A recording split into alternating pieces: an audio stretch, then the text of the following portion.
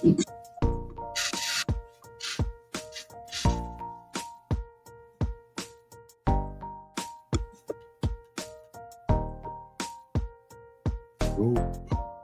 Whoa. Hmm.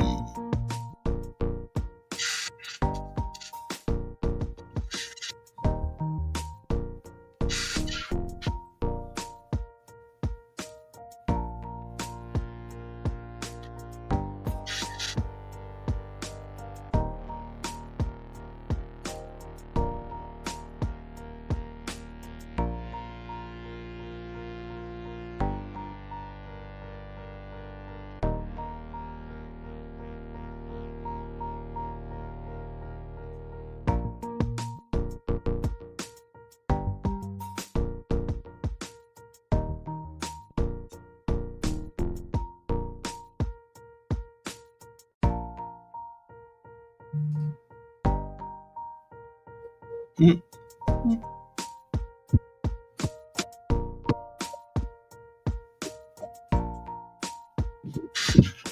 Okay, it's time to rise and shine, Montgomery.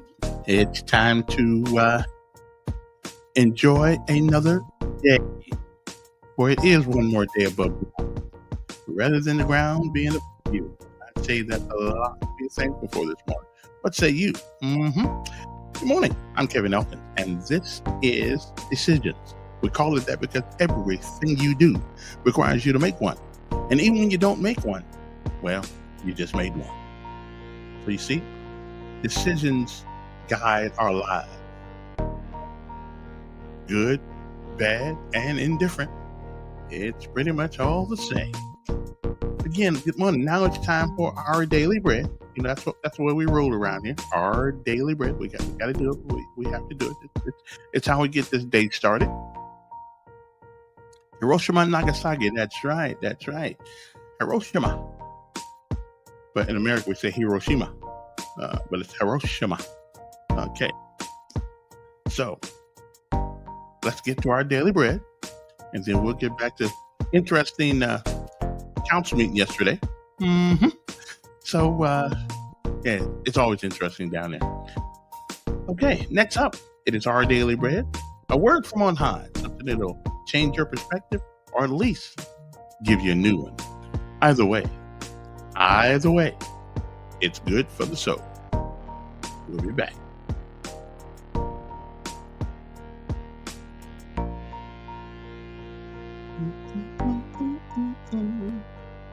Okay, so let me make sure I get all this the right way. And there we go. Look forward eagerly for the Lord's appearing. Our Daily Bread. Today's encouragement from the Our Daily Bread devotional was written by Kayla Ochoa. The day before Kayla's husband was to return home from a business trip, her son said, "Mom, I want Daddy to come home." She asked him why, expecting him to say something about the presents his daddy usually brings back, or that he missed playing ball with him. But with solemn seriousness he answered, "I want him to come back because I love him." His answer made Kayla think about our Lord and his promise to come back. "I am coming soon," Jesus says in Revelation 22:20. Kayla longs for his return, but why does she want him to come back? Is it because she will be in his presence, away from sickness and death? Is it because she's tired of living in a difficult world? Or is it because when you've loved him so much of your life, when he has shared your tears and your laughter, when he has been more real than anybody else, you want to be with him forever? Kayla is glad her son misses his daddy when he's away. It would be terrible if he didn't care at all about his return, or if he thought it would interfere with his plans. So how do we feel about our Lord's return? Let us long for that day passionately and earnestly say, "Lord, come back. We love you." Today's Our Daily Bread devotional scripture reading is from Revelation chapter 22, verses 12 through 21. Look, I am coming soon. My reward is with me, and I will give to each person according to what they have done. I am the Alpha and the Omega, the first and the last, the beginning and the end. Blessed are those who wash their robes, that they may have the right to the tree of life and may go through the gates into the city. Outside are the dogs, those who practice magic arts, the sexually immoral, the murderers, the idolaters, and everyone who loves and practices falsehood.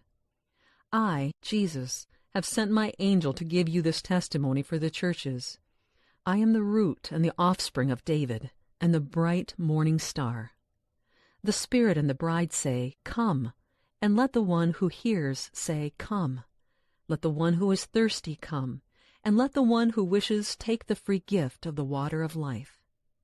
I warn everyone who hears the words of the prophecy of this scroll. If anyone adds anything to them, God will add to that person the plagues described in this scroll. And if anyone takes words away from the scroll of prophecy, God will take away from that person any share in the tree of life and in the holy city, which are described in this scroll.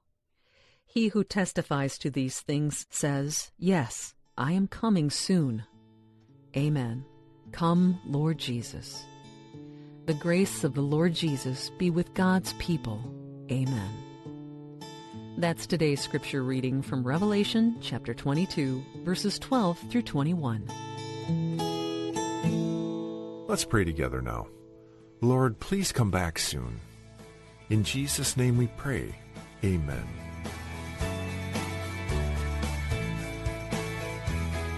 Today's encouragement was provided by Our Daily Bread Ministries. Look forward eagerly for the Lord's appearing. Our Daily Bread.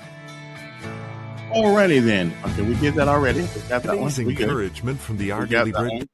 Now, let us pay homage to all of our armed forces of the United States of America, Army, Navy, Air Force, Marines, Coast Guard, and Space Force.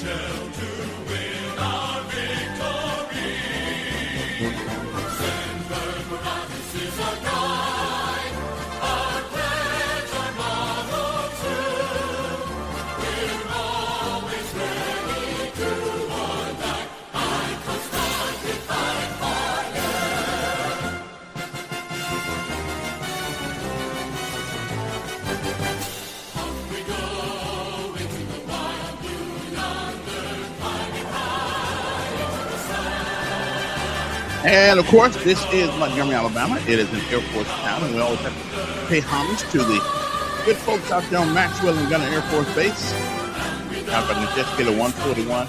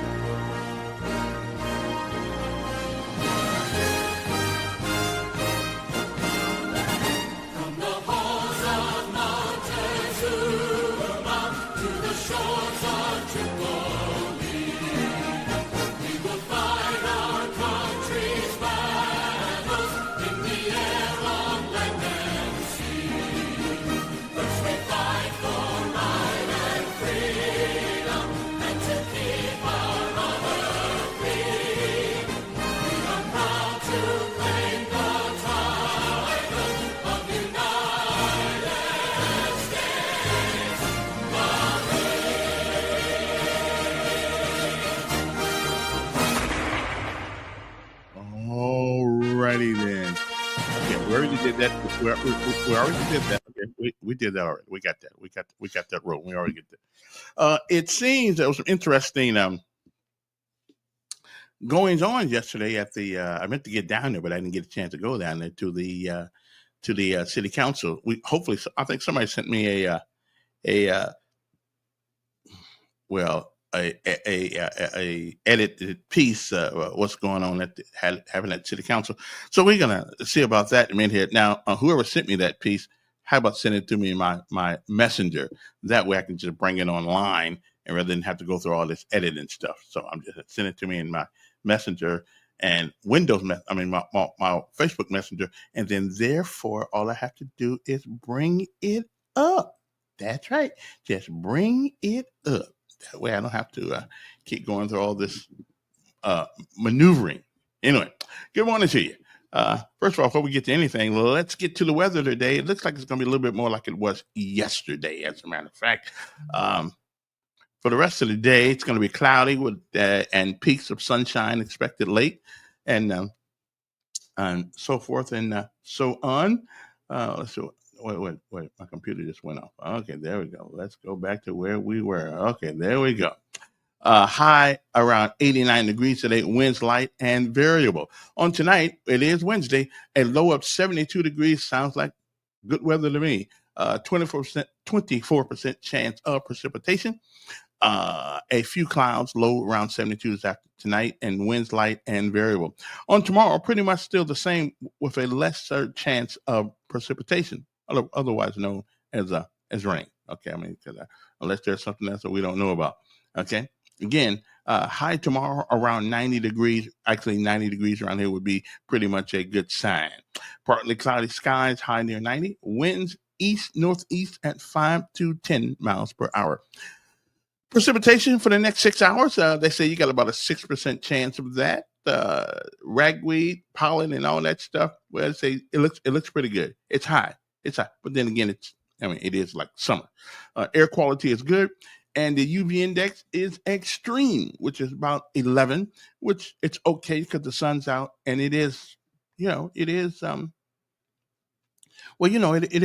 summertime, and that's what happens. And when the sun comes out, that's what happens. Okay. The highest temperature on forecast for this day has been 101 degrees. So you see, we're still in pretty good shape, more than what we are. Okay. So good evening to everybody. Hope this day finds everybody doing well. What happened to City Council yesterday? Oh, now coming up at 8:00, he's scheduled to join us, the mayor, and maybe we can talk about a little bit something what happened at the City Council yesterday. But we'll see. But the mayor's that's around 8:00 today.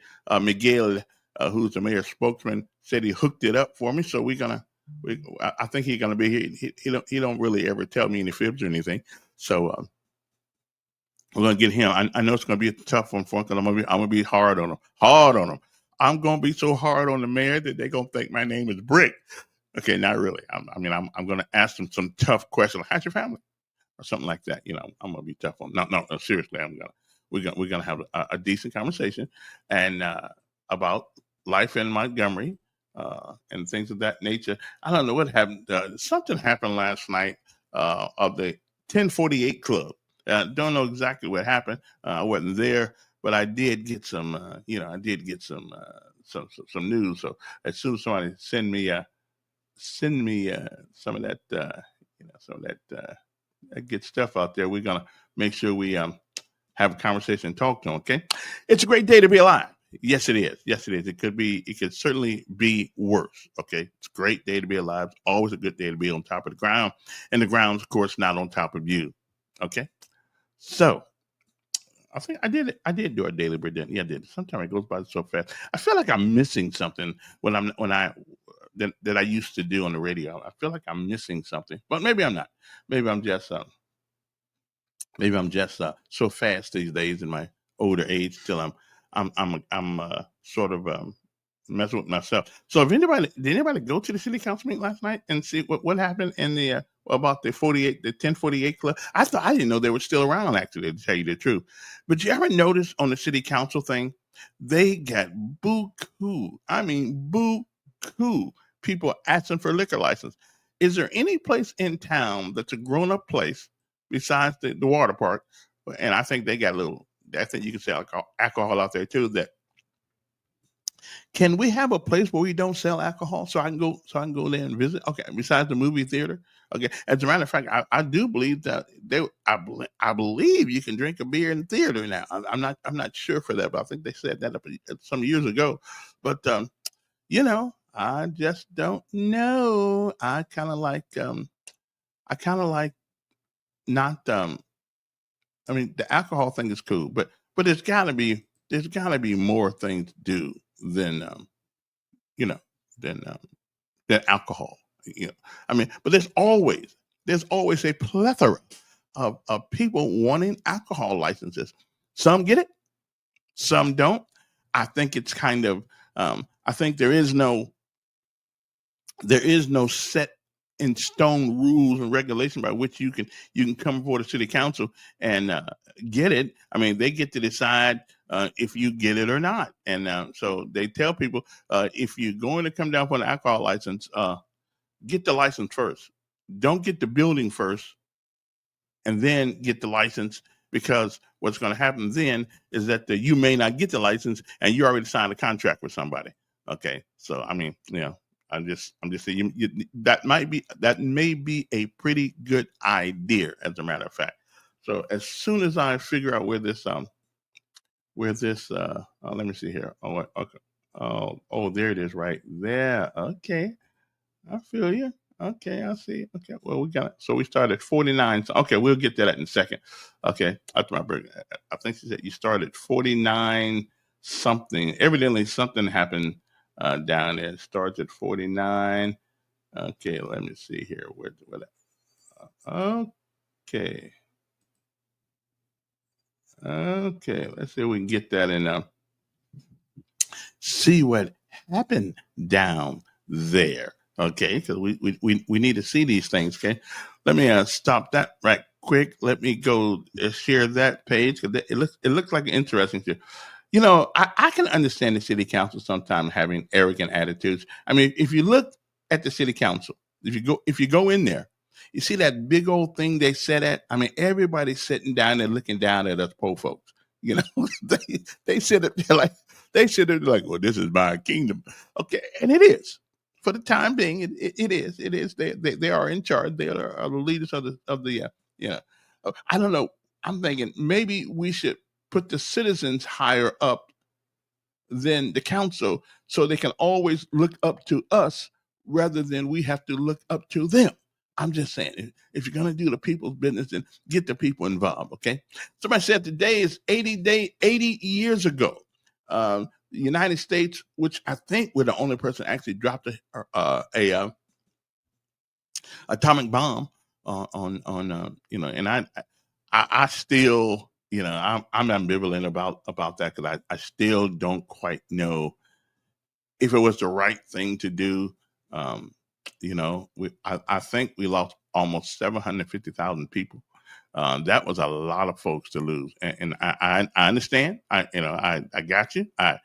Some say that the atom bomb stopped the war. Well, we'll never know. One thing about it stopped those people, and a lot of civilians were killed in that too. Had nothing to do with the war. But I'm glad I don't have to make those type of decisions because it's a tough thing to do. I don't know, but and in the war on terror, there are a lot of civilians who got killed in that. Also, there's always civilians who die in these wars, and we're supposed to be fighting one another. And now here's what I'm thinking. In Star Trek years ago, they had a segment where robots fought the wars. But here's the sad thing about that. When the robots fought the wars, whichever side lost would have to send people to die. Well, then give me a fighting chance to live. I don't think we need the robots fighting and we dying. Now give me a chance. Give me a chance to fight for myself, and let me Let me see if I can work things out for myself, because that is not a good idea. But I got a feeling. And the other day I saw a robot going down the street, and this is what scares me: a robot going down. I forgot. I don't know what city it was in, but everybody was picking at the robot, and the robot looked like he was getting mad.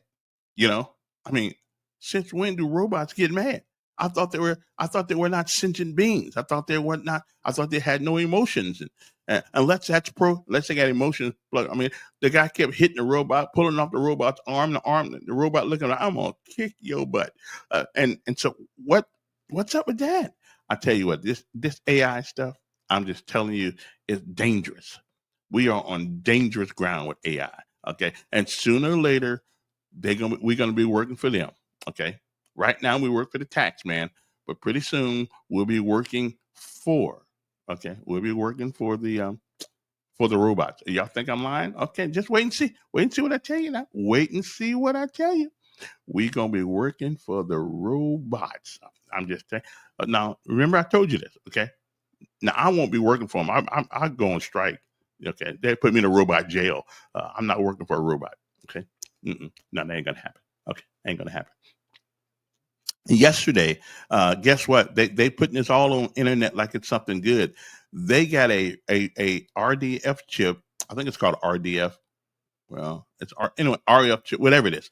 They're now putting in people's body, in their hands. So all they got to do now, like, this is a great idea, right?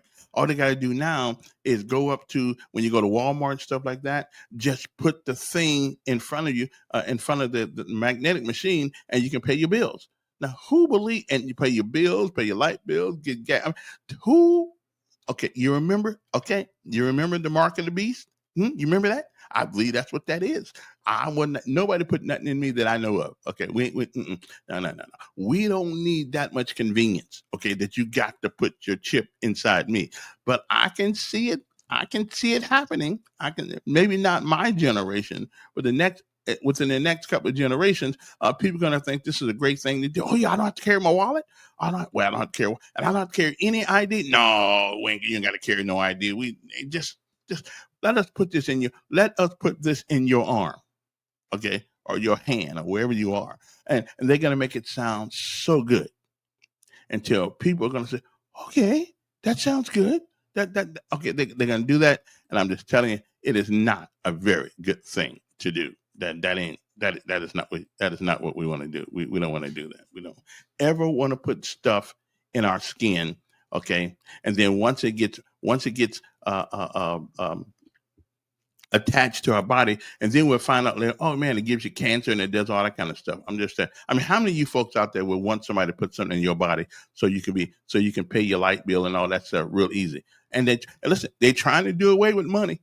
You know, the president, which I'm not on with. I'm not in with his this whole digital money thing. Okay, I don't want digital money. Let me put the money in my hand. Okay, let me put the money in my hand. I do. I love technology. I think it's fantastic, but we can't allow everything in machines to think for us. Okay, we just can't not do that. And I want to I want to hear my dollars. Okay, I want to be able to go to the bank, see the money I actually earn before I spend it. But the way they do it, and guess what? No more. Oh, hey guys, this is for you. Think about this for a second. If you own child support,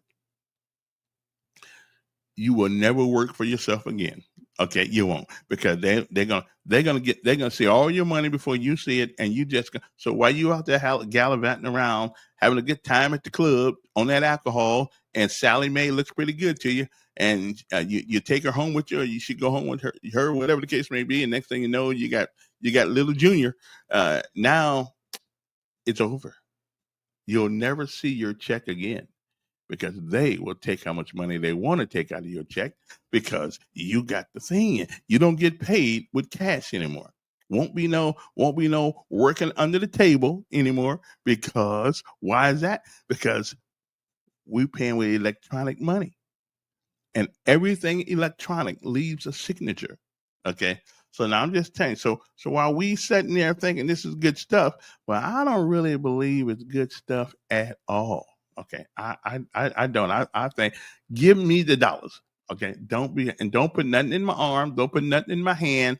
Okay, I'm just telling you, it is a bad idea. A bad idea.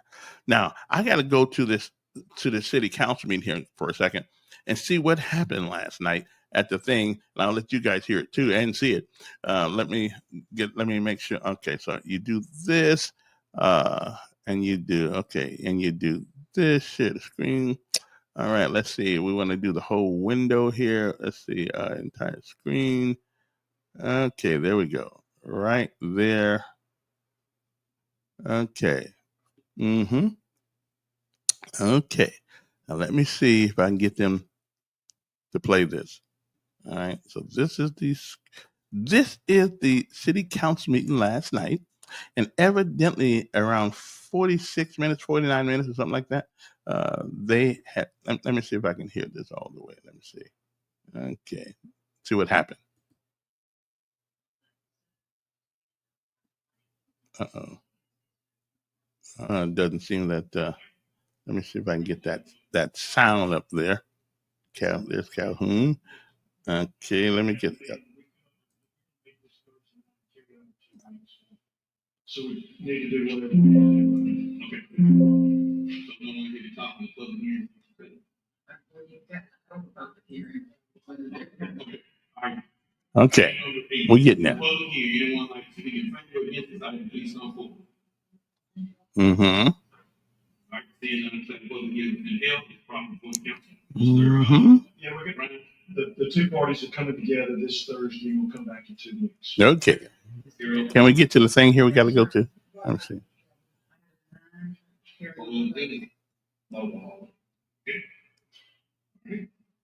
Okay.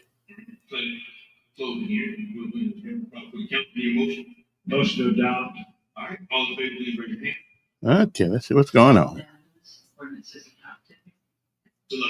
Thank y'all very much. Okay, 1048 Club. Here we go.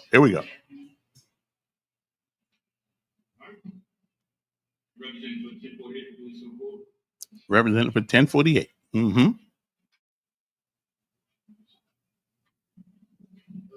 First thing I'd like to do is apologize for not being here last time, but I will tell you exactly why and what happened, and it's not Brenda's fault. Okay, basically what happened was, I'm sorry, Douglas Stern. Okay, I don't know what's going on. 1048 Club. Let's see. 35 years now. Okay, the reason I was not at the council meeting last time is because I showed up and could not find 1048 listed on the docket. It was listed, but I was looking for 1048, not spelled out 1048, which is not the way I usually write it. I asked the man at the end, despite the scandal, what do I do when I can't find my issue? Called over a city employee, Brian Seymour. I informed him that the complaints had been dealt with. And his audio is not very good. Next door. I had spoken with Jonathan Woodall from the permit department. Can you guys hear that? The wonder mark demolition had been done in error. Okay. Brian told me that Jonathan had said it was correct. He was a very honorable guy. I told him Jonathan had said had the police there, and they don't do. By the time they get there, the problem is over. But I keep going out this. So evidently, they got a couple problems there.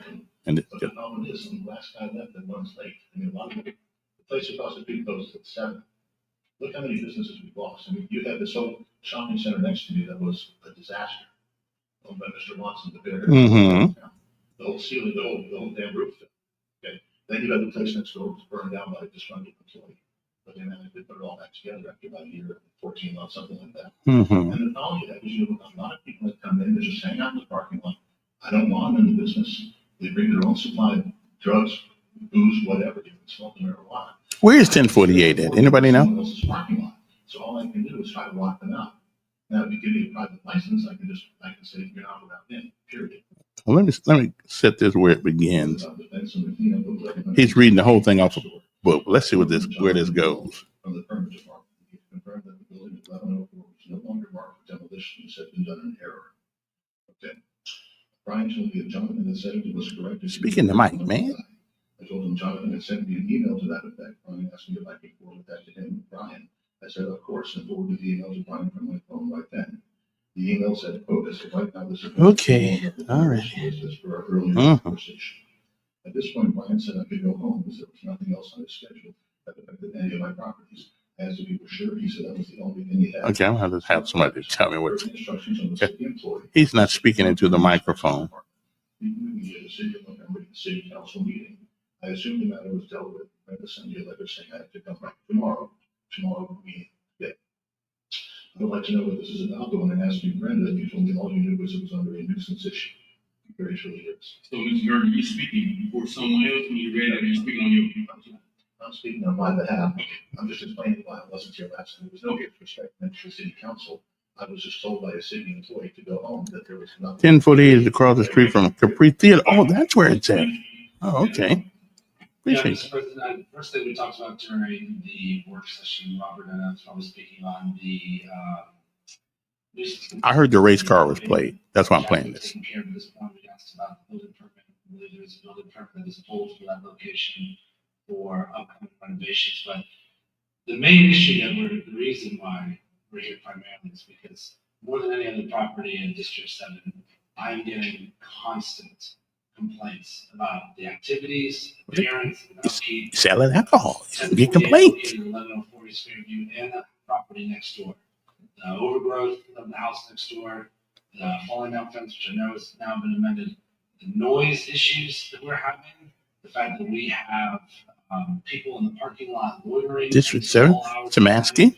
We have a lot of development that is coming in. Mr. President, I believe there's representatives from the neighborhood that will speak on this. We have a lot of positive development that's coming to that neighborhood that a lot of people are working really hard on. We have a lot of great businesses who are investing thousands and thousands of dollars into that area.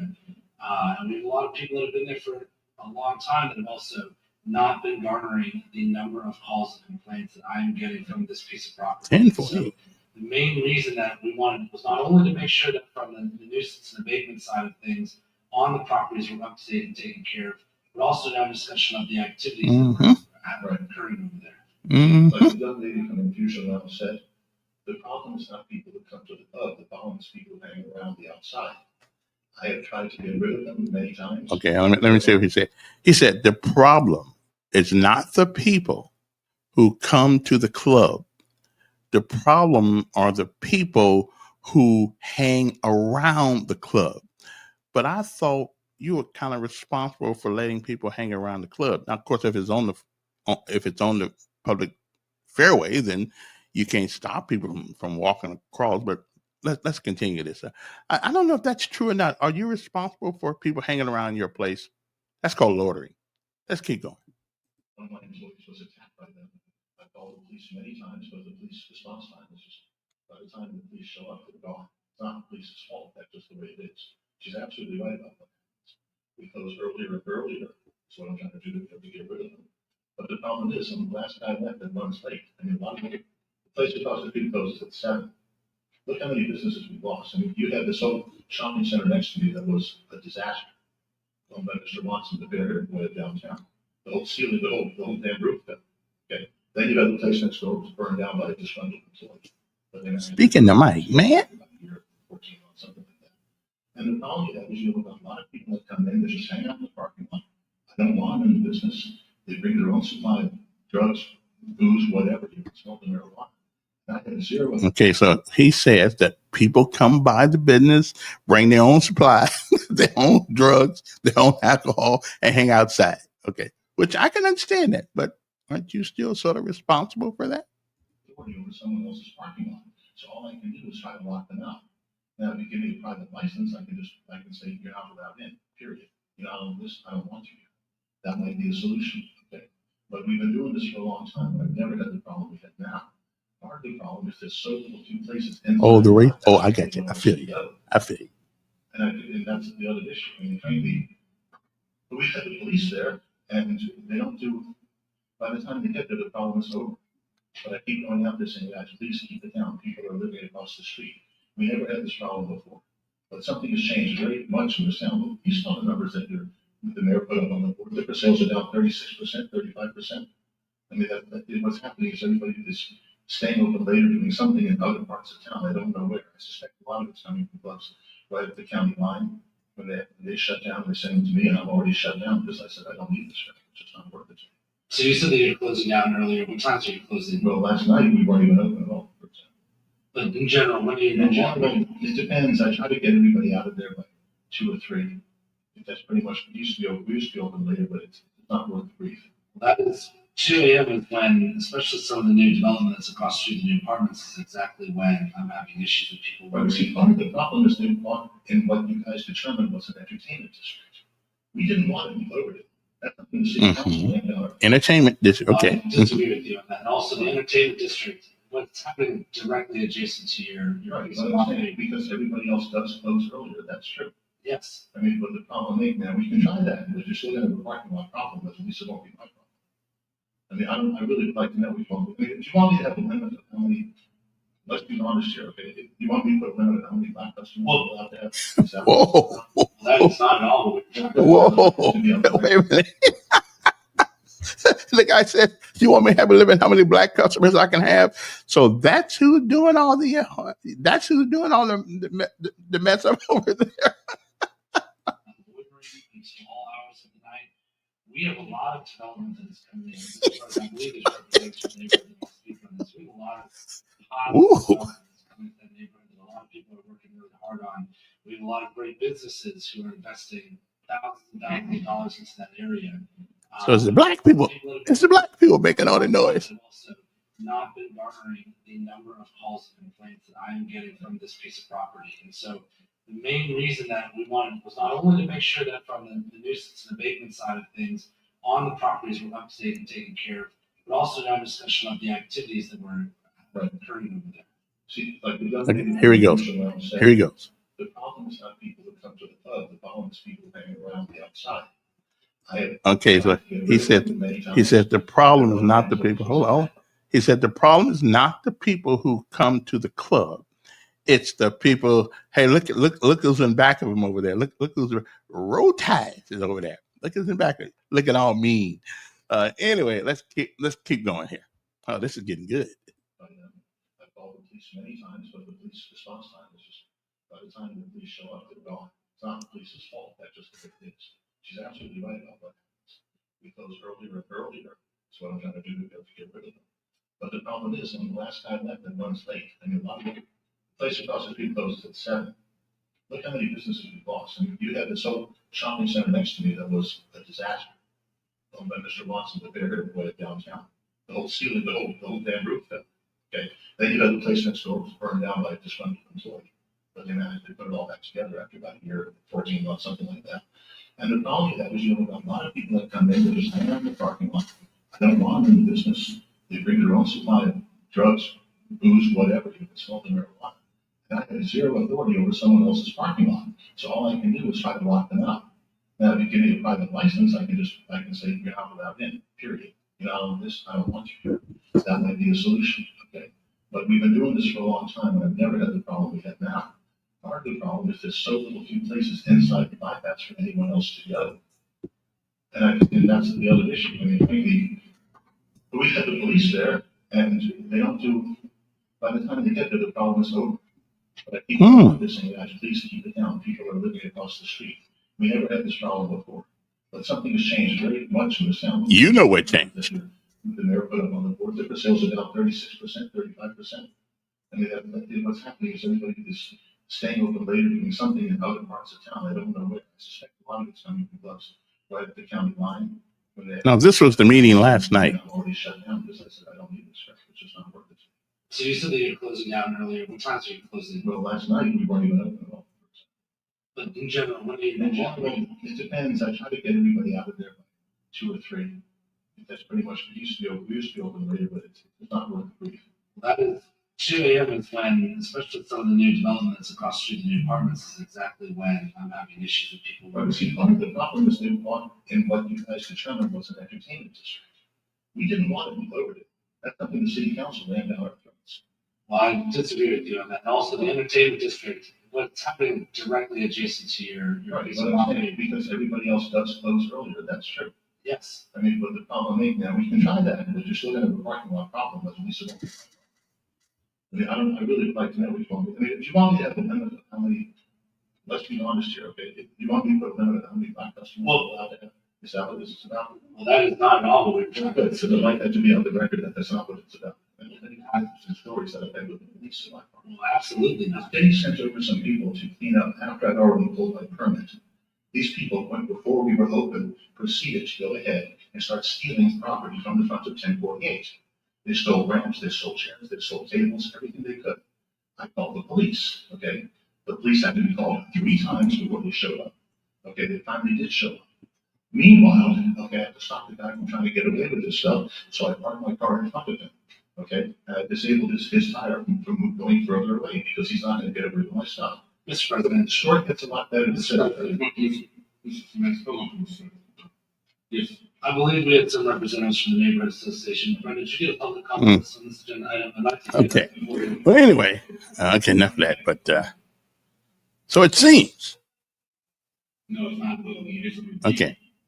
It seems that a new young culture is really making it difficult for businesses.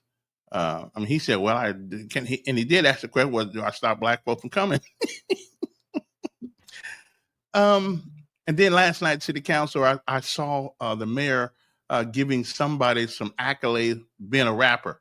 The rap is the worst thing that ever came out. Rap is worse than crack cocaine. But that's what people want. Is that the end? Let me see is that the end of this? Let him finish this thing here. But the problem is, yep, too much rap. And here's my issue. All of these issues that are happening late at night. How late are they? A lot of the calls I'm getting, people are telling me between 1 and 3 in the morning. The appearance of the building, some of the issues that are happening there, we have to make that stop. Okay, and I'm not getting those complaints and calls from other liquor license holders in the district, not even some of your neighbors who also sometimes stay open that late. Not usually. They usually close. So I'm glad the nuisance abatement thing seems to have been taken care of. I think Robert will tell you that they are constant. They are constant. Smashing kind of tough. Now, this was the meeting last night. Mr. President, with all due respect. That's Pruitt. People that came down for the 3 o'clock meeting, and I would ask that we just let them 2 minutes. Yeah, no problem with that, but I'm trying to get to the point. This is about life. Right. We're going back and forth about what's going on with the park. I think that's something that we worked out. You got communicating what needs to be done. It's really hard to solve that problem, sir. I understand. But this, what I'm looking for me is about your license. About a review or your license. New business. Yeah, they may shut him down, and it's really not his fault. But it really, I guess it really,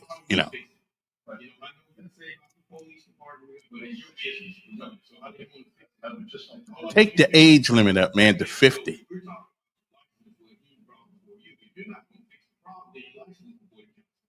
We can go back and forth, but it's up to you to fix what goes on at your property. It is, and that's why. If you got to work out, we're going to get from them, and we can move forward. Go back and forth on what's not happening, what's going on. Just review the license. The license not moving forward today. I mean, not today, it's going to work out. We're going to move forward from there.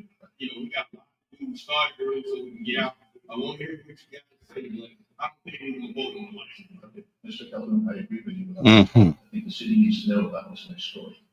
So before the police got there, the people who had been hired by the city. Oh, it's Councilman Mitchell who did the rapper. Okay, yeah, that's part of our problem right there. But I like Councilman Mitchell, but that rap stuff, they keep that.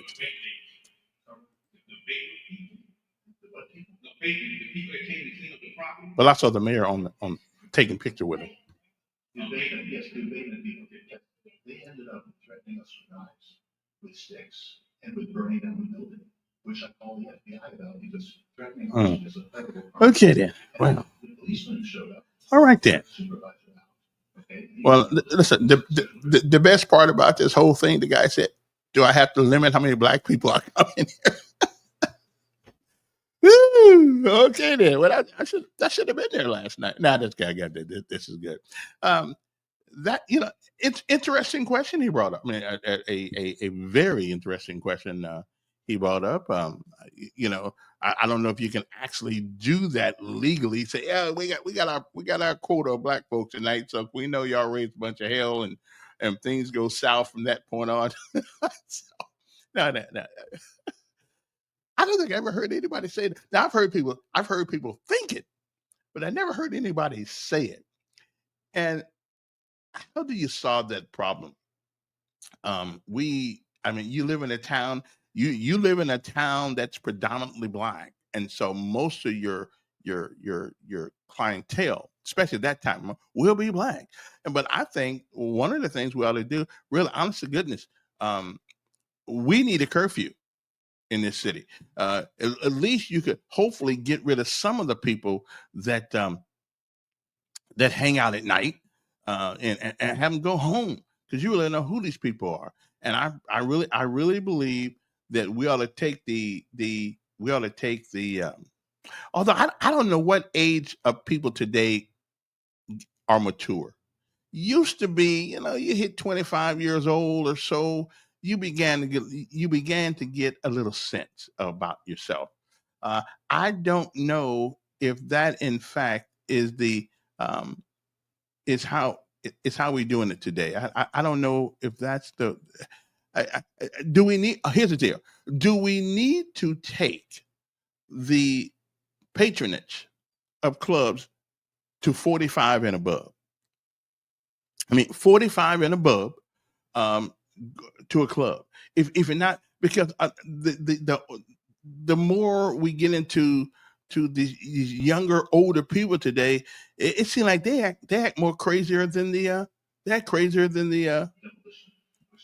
okay, stop that.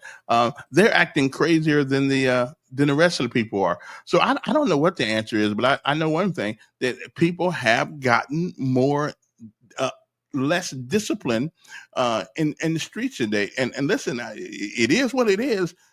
Most of the clubs you hear about that are catching hell from our young black males. I mean, that is what it is.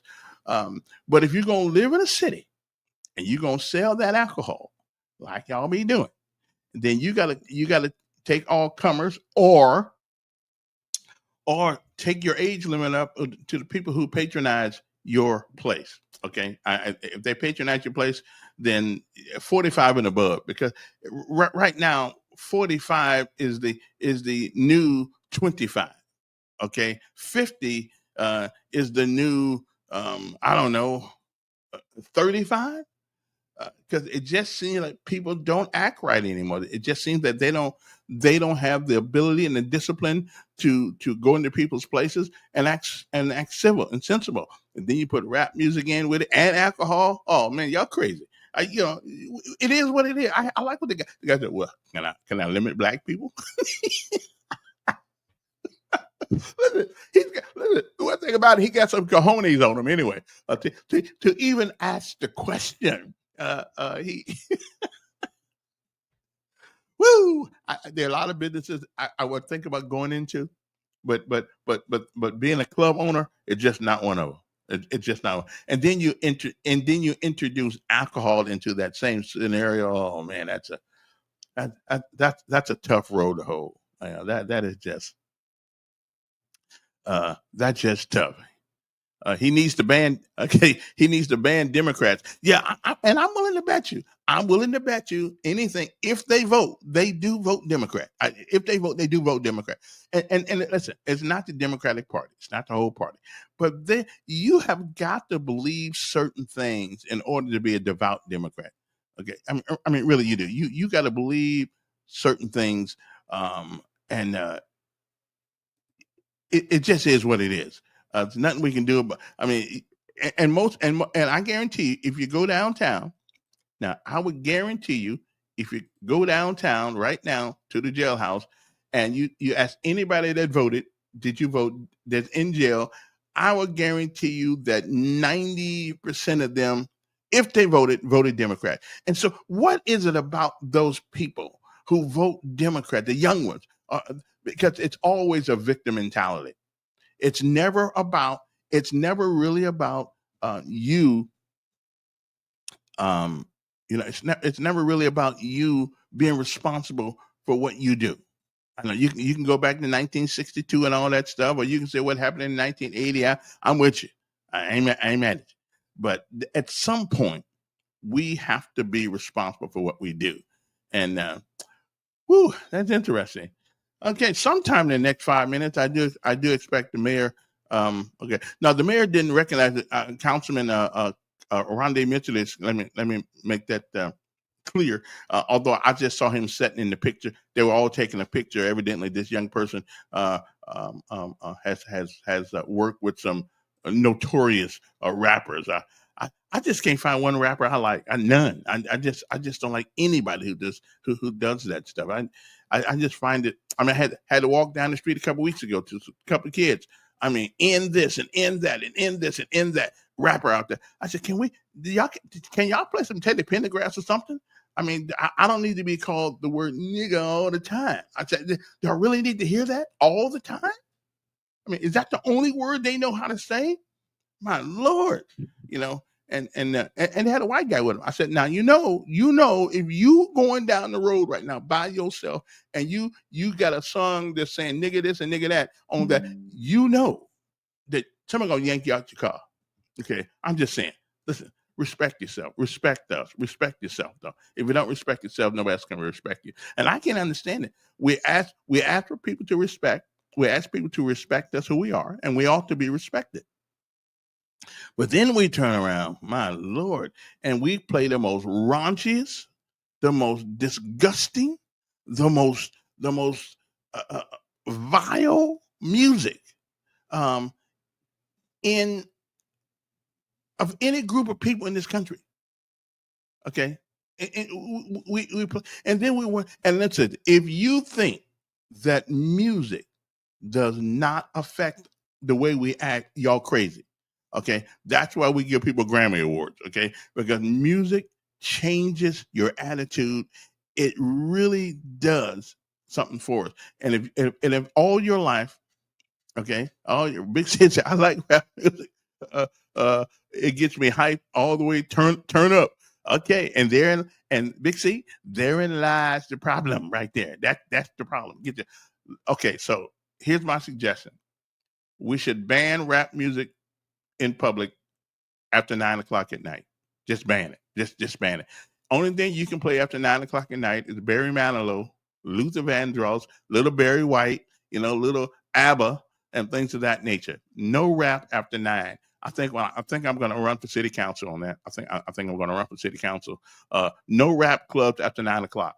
Okay, because it takes them like 2 hours to come down off of it. So I figured by 11 o'clock. They ought to be, and you got the alcohol now, you got the rap songs on now, you got the challengers and the fast cars now. Now they're headed out on the streets to raise hell too. Now 9 o'clock. And I'm not even joking.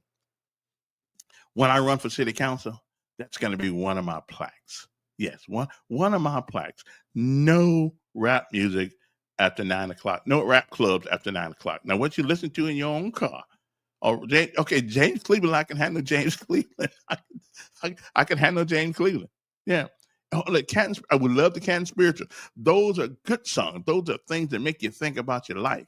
Okay, but we don't need no more rap music. Okay, I'm just we need to ban it. It should be the only exception to the First Amendment in the history of a nation that's 250 years old almost. It should be the only exception. We don't let people sell publicly rap music. Okay. Now somebody says ban Democrats after 9 o'clock in public. There may be something. There may be something to that. But anyway, good morning. If you want to call, and we do have a phone number here. We do have a phone. You can call us. What is our number here? It's 521-2963. Okay, that's a 334-521-2963. Now that is our number here.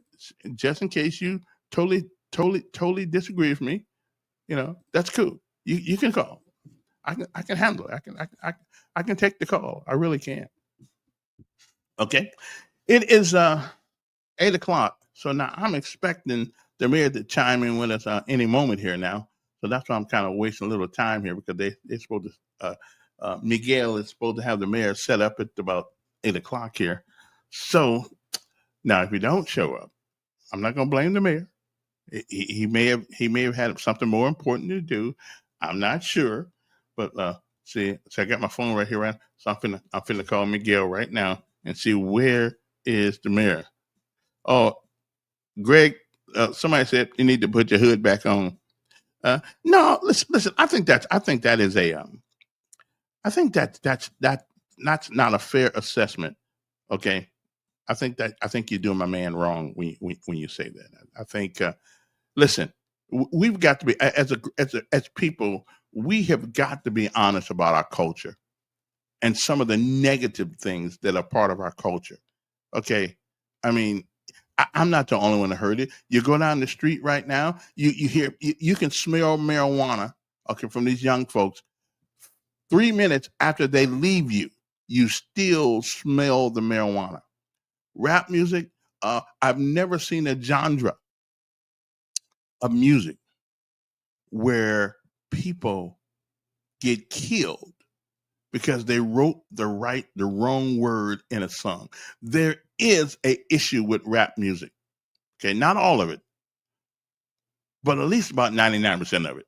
Okay, it just, yeah. And the women, oh my God, the women rappers now are worse than the men. I mean, have you listened to some of that stuff? I mean, I don't really listen to it. I don't listen to it. But every once in a while, I'm in somebody else's car. I got to listen to the music. Okay, I got to listen to the rap song. So now I don't know where the mayor is, but I'm waiting on him. So let me take a 3-minute break and come back, and we'll talk. We'll see if I can get those guys online. Make sure Miguel's got this all squared away because it is 8 o'clock. I know the mayor would never stand me up, so let me make sure that they know how to do this, and we'll be back. Uno momento. Uno dos tres momento. Okay, so hang loose. You don't listen to James Cleveland. Come on, man. You don't even know who James Cleveland is. They banned. Well, now they did, didn't they? They did ban the band of Dixie, but we allow rap song. A couple of years ago, when they said something about George Bush or something like that, they did. They banned them off. They moved them off the radio. I mean, what kind of stuff is that? If anything need to be off the radio, it's that rap music. I don't care. But listen, I'm willing to debate anybody. He has a city. Yeah, we know he has a city to run. I live in a city too. Yeah, I got a city to run too. Okay, I'm doing it right from my chair here because that's why I'm the mayor of. I am the mayor of the podcast people. Okay, I used to be the mayor of the airways, so I'm running the city too. Okay, so let me take a little break, see if I can find these folks, and y'all hang loose, and I'm gonna take a break and see if I can find the mayor, see where he is. Right, he may be out there talking to the president or something like that. I don't know, trying to get some money. Okay. I mean, I know he has city to run. We get it. I feel you on that. Okay. So we'll be back. I mean, don't y'all go into place. I'm not quitting this morning, not this quick. Okay. So we'll be back. Hang loose. We'll be right back. I got 3 minutes, and I'll be back. 3 minutes.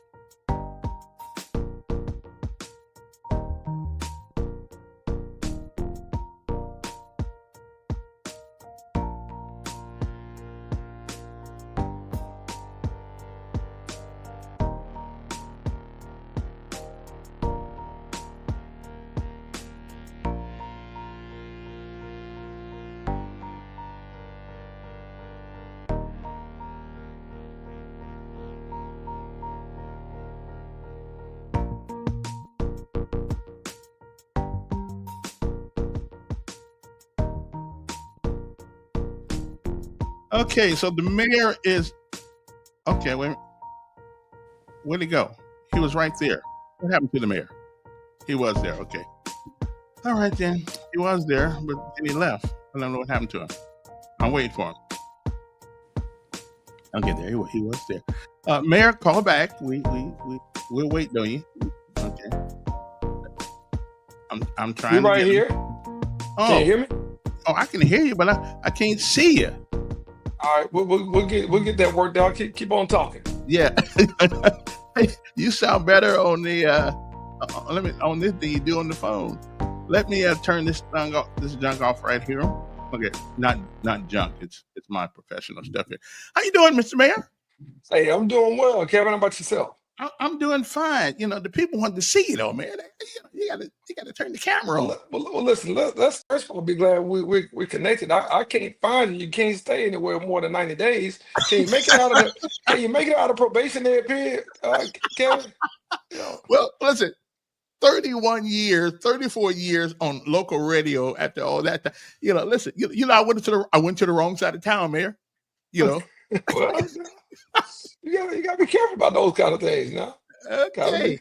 Okay. Listen, Gotta know where you're going. How's that? Oh, there's the mayor right there. I knew you were somewhere around here. Anyway, well, first of all, let me say good morning to you and thank you for taking time out your day before I ask you these tough questions to join us. We appreciate it because I know, you know, I told you I'm gonna be hard on you. I mean, I'm gonna be real hard on you this morning. You need some hard. I mean, I look at the city council. I think y'all must be going out to dinner at night because ain't nowhere that tough on you at the city council meeting. You know, sometimes we had conversations, you know, before we get to the council meeting, after the council meeting, you know, in between council meetings. So, you know, we have conversations about the direction of the city and what we need to do to move it forward. So, you know, the council meeting is really more so for the people to come and bring their issues and highlight, you know, some of the things they want us to do a little bit more. They want to focus on, and then we got to take care of the business, you know, of licenses and zoning and approvals and all that. So, listen, when you're in a growing city like ours, that's a lot on the agenda. So we have hearty discussions. Okay. You know the one of the things that we I might as well just ask you this one tough question, right? We can get it over with. A year or so ago, we gave Live Free 1.7 million dollars. The county gave a 1 point something million dollars. That was about $3 million we gave this organization. I haven't seen any Live Free projects or anything, at least not publicly. Where's the money, and why do we give them that kind of money? Yeah, well, we had to go through the that money. First of all, this came from the Biden administration. So I want to be clear because I'm gonna come back to that point in just a little bit. All right, that came from the American Rescue Plan Act, and so that was federal dollars that, luckily for us, local communities were able to go after it. It didn't all go to the state because when things go to the state, many of your callers don't pay attention or don't comment on what happens at the legislature. They don't follow the money there as close as they do at the city level. And so when it goes to the state, it tends to get rerouted, you know, a lot of different ways. And we were able to get that money at the local level to really combat violence that was happening with a post-pandemic high that we saw spike in the last 30 years right after COVID. And those federal dollars were run through a process where you had to apply for those dollars, fill out not just an application, but a proposal about what you would do programming wise, and how you would go about utilizing those taxpayer dollars to do the things you said you were capable of doing, whether that was hospital-based intervention, whether that was community violence intervention, and that sort of thing. So Live Free was the organization that, one, came highly recommended to us from other cities. Two, have been doing this work in other communities similar to ours to reduce violence, to break the cycle of violence in various communities.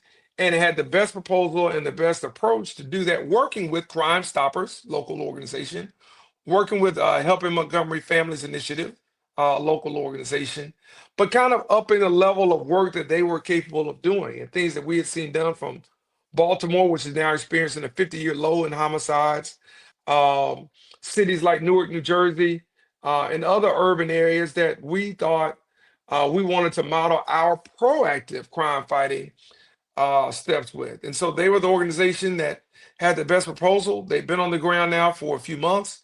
I didn't expect them to change what's been happening in Montgomery for years.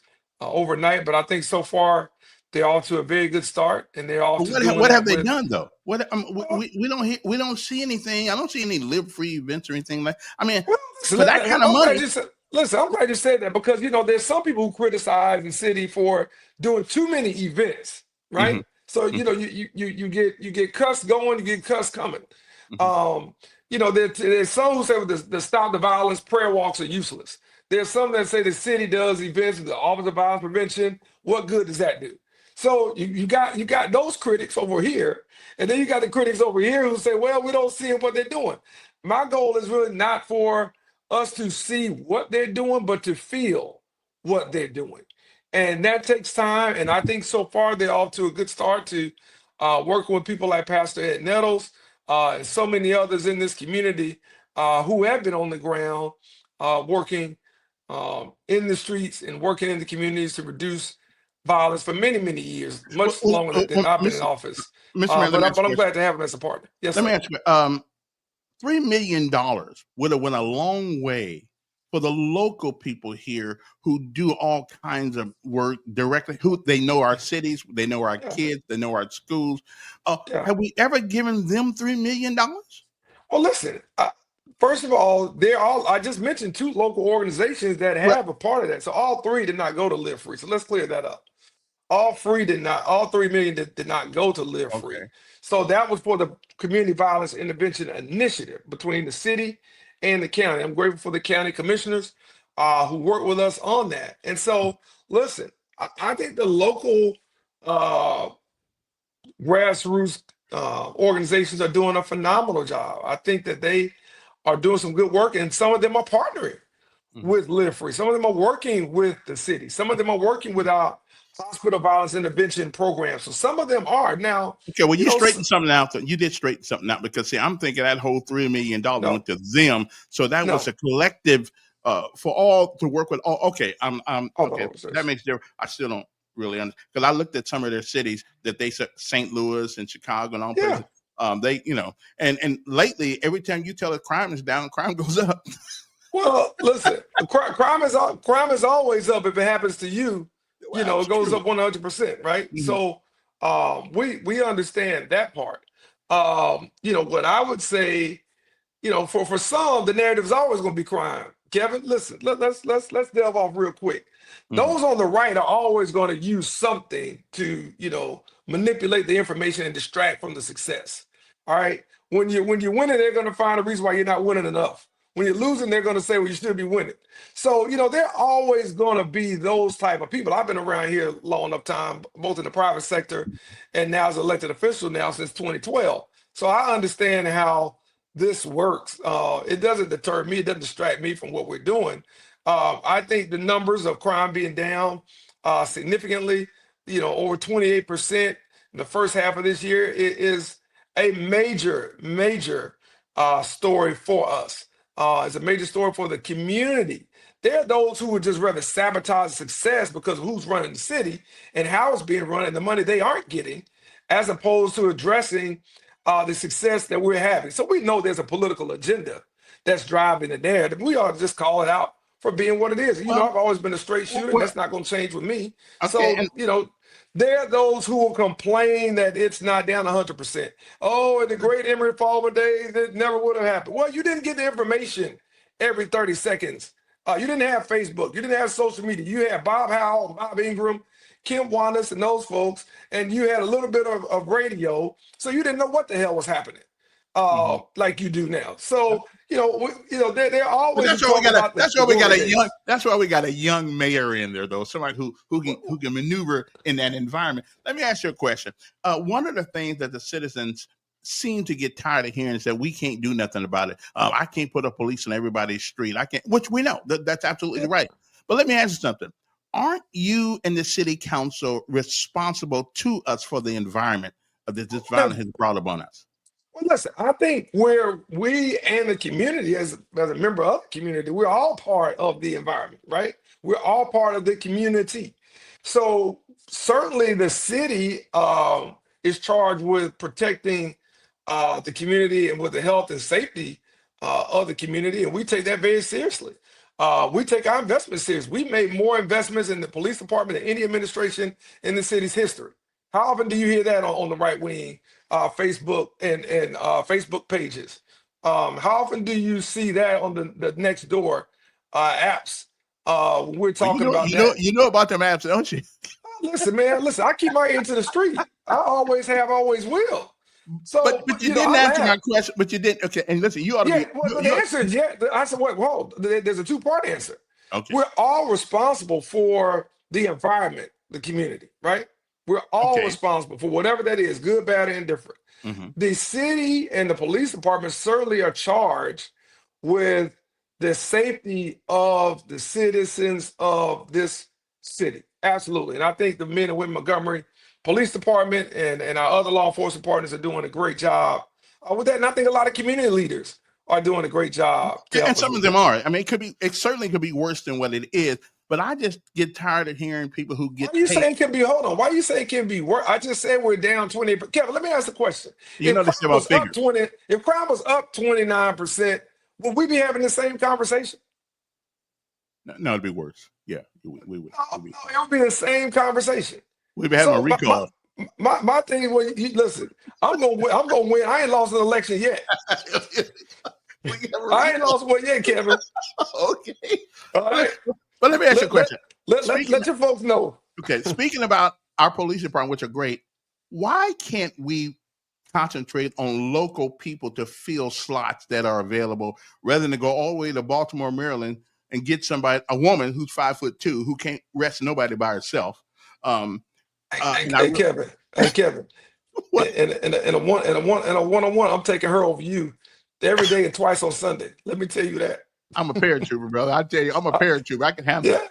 Yeah, you used to be. That's true. That's true. But let me ask you, where she came from, Baltimore, is the seventh deadliest city in America when it comes to murders. Not only that, she was there when they started. I forgot that guy's name, got killed, Gary something. They started rioting in the city. Yeah. Right, rioting in the city. The mayor said, "Well, let them riot over in that part of the city. Okay, give them a place where they can riot." I like to know her philosophy on that, and did she support that kind of thing? You kind of snuck her in here on us. Some of the city council didn't even know she was here. The city council business run the day-to-day operations of the city. That's why they're on the city council. That's why they're not the mayor. So let's be clear about that. It's not a problem, though. The mayor's not really communicating with the city council. The mayor's communicating with the leadership consistently, and the mayor communicates with the city councilman who communicate with the mayor. So those who don't call, text, email, stop by, grab a cup of coffee, come by the office, then they may not get everything that's happened. They may be talking to me about why we didn't cut the grass in the ditch.